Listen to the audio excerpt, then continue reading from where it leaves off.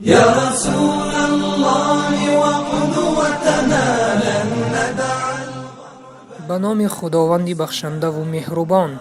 امام ابن مبارک رحمه الله می گوید: از سفیان ثوری رحمه الله پرسیدم وقتی شخصی که می خواهد نماز بخواند چه قصدی در دل داشته باشد؟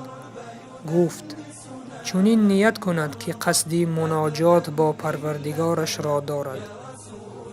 بله برادری عزیزم، نماز این مناجات است. نماز این صحبت به پروردگار است.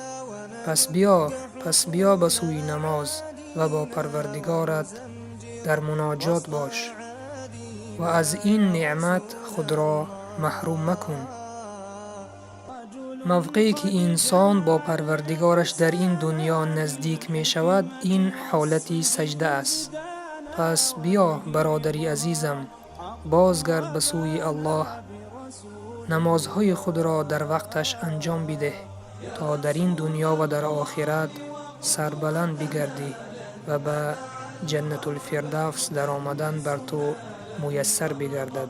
السلام علیکم و رحمت الله و برکاته.